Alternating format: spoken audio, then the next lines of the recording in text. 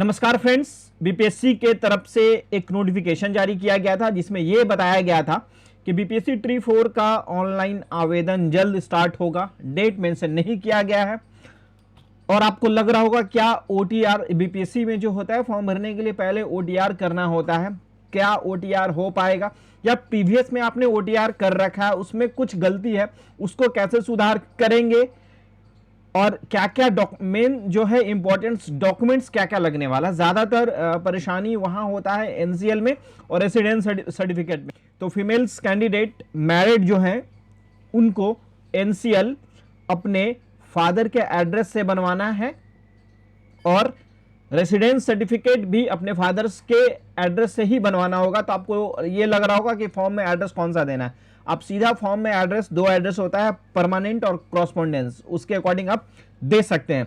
चलिए, form OTR कैसे करना है वो मैं बताऊंगा, या ओटीआर अभी करना है या नहीं करना है वो सारा चीज मैं क्लियर कर दूंगा। अभी फॉर्म का जो है डेट स्टार्ट हुआ नहीं है, जल्दी डेट अनाउंस कर दिया जाएगा। तो उसके पहले आप लोगों के पास अगर डॉक्यूमेंट्स नहीं है या डॉक्यूमेंट्स है तो एक बार मैं आप लोगों को बता दे रहा हूं कि ये आपको डॉक्यूमेंट्स लगेगा, क्योंकि मैंने बीपीएससी ट्री 1 फॉर्म भरा था, उसका नोटिफिकेशन देखा था, काउंसलिंग देखा, ज्वाइनिंग देखा और ट्री 2 का और ट्री 3 का मैंने देखा है। बहुत सारे स्टूडेंट्स फॉर्म ट्री 1 में काफी ज्यादा समस्या आया था फॉर्म, क्योंकि नया पोर्टल था, उसमें बहुत सारे ऐसे स्टूडेंट्स थे जो एनसीएल की जगह रेसिडेंस डाल दिए थे, आधार की जगह किसी और का आधार डाल दिए थे, मतलब डॉक्यूमेंट्स किसी और का डाल दिए थे, किसी के पास ओरिजिनल सर्टिफिकेट नहीं था, मार्कशीट डाल दिए थे। इन सारे समस्याओं का जवाब आपको हमारे यूट्यूब अभी इसी वीडियो में आपको मिलेगा।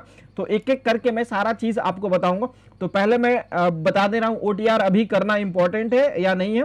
सबसे पहले फॉर्म जो है जब ऑनलाइन डेट स्टार्ट होगा उस समय आप सारा चीज आप भर सकते हैं, ओटीआर हो और उसके बाद एप्लीकेशन हो, सारा चीज एक साथ हो सकता है। ऐसा कुछ भी नहीं है कि अभी ओटीआर करने का आपको मौका मिला है।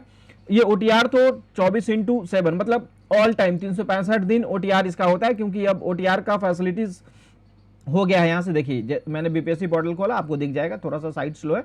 तो ओटीआर जो है ऑल टाइम होता है। यहां से देखिए, रजिस्ट्रेशन का जो है new registration OTR all time होता है, इसका कोई डेट फिक्स नहीं होता है।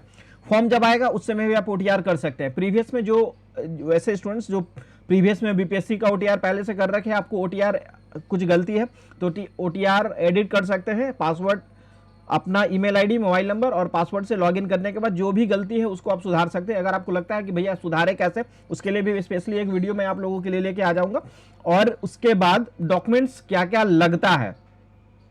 सबसे पहले एनसीएल जो होगा आपका 1/4/2025 का, मतलब अगर अप्रैल के पहले 1 अप्रैल के पहले वैकेंसी आ जाता है तो आपको 1/4/2025 के बाद का, 1 अप्रैल 2025 के बाद का एनसीएल बना हुआ है तो आपका वैलिड है। 1/4/2025 के बाद से वैकेंसी आने तक का वो वैलिड है, वैकेंसी के लास्ट डेट तक 1/4/2025। मैं ये बोल रहा हूं 1 अप्रैल 2026 के पहले अगर नोटिफिकेशन ऑनलाइन स्टार्ट हो जाता है तो 1/4/2025 वाला काम आ जाएगा। अगर वैसे ही ये अप्रैल के बाद बहाली स्टार्ट होता है तो उस टाइम आपको फिर नया बनाना होता है। जो नोटिफिकेशन जैसा होगा उसके अकॉर्डिंग बताऊंगा। अभी तो उतना टाइम लग नहीं रहा, मुश्किल से मुश्किल 10 से 15 दिन के अंदर ऑनलाइन स्टार्ट हो जाएगा। तो आप 1/4/2025 के बाद, मैं बार बार रिपीट कर रहा हूं, 1/4/2025 के बाद का एनसीएल दे देंगे। और अभी आपके पास नहीं है, आप एनसीएल बनवा लीजिए। फीमेल कैंडिडेट है, अपने फादर्स के एड्रेस से बनाना होगा। रेसिडेंस सर्टिफिकेट आपके पास अगर 24 का भी हो, 25 का भी हो और 26 का भी हो चल जाएगा। एनसीएल भी आपके पास लेटेस्ट है, 26 का भी है तो भी चल जाएगा, कोई प्रॉब्लम नहीं। अब यहाँ पे बात आता है आरओ लेवल का होना चाहिए या एसडीओ लेवल का होना चाहिए। आरओ लेवल भी है तो भी कोई इशू नहीं है, एसडीओ है तो और अच्छा है और डीएम है तो और अच्छा है। ऐसा नहीं है कि आरओ लेवल से कोई प्रॉब्लम होने वाला, बिल्कुल कोई प्रॉब्लम नहीं होता है। बस आप एनसीएल जो बनाएंगे, जो आपका मैट्रिक का मार्कशीट में नेम है या जो फॉर्म में आपने मेंशन किया नाम, उसी नेम से होना चाहिए। सारा का सारा लेटर अच्छा, मतलब बिल्कुल मैच होना चाहिए, मिस्टेक नहीं होना चाहिए, इस बात का ध्यान रखेंगे। फादर्स नेम भी मैच होना चाहिए, मदर्स नेम भी मैच होना चाहिए। डेट ऑफ बर्थ तो इसमें ऐड होता है लेकिन वो उस पर दिखता नहीं है, तो कोई दिक्कत नहीं है। और एड्रेस में एक आध लेटर इधर उधर हो जाता है विलेज वगैरह में, उससे कोई परेशानी नहीं होता है। उसके बाद सेम रेसिडेंस का हो गया, वो भी मैंने बता दिया। अब डॉक्यूमेंट्स पे आते हैं। मैट्रिक का मार्कशीट, सर्टिफिकेट दोनों अपलोड होता है। अगर आपके पास सर्टिफिकेट नहीं है तो मार्कशीट से अपलोड हो जाता है। सीबीएसई के वैसे स्टूडेंट जिन्होंने सीबीएसई बोर्ड से अपना मैट्रिक किया है वो सिर्फ मार्कशीट ही अपलोड कर देंगे, दोनों ऑप्शन आता है। उसके बाद इंटर का मार्कशीट सर्टिफिकेट नहीं है, प्रोविजनल डाल सकते हैं, इंटर का सर्टिफिकेट नहीं है, मार्कशीट से भी काम हो जाता है। सेम आपका ग्रेजुएशन का मार्कशीट सर्टिफिकेट है तो दोनों अपलोड कर सकते हैं, नहीं है तो प्रोविजनल से काम हो जाएगा, अगर वो भी नहीं है तो मार्कशीट से काम हो जाता है।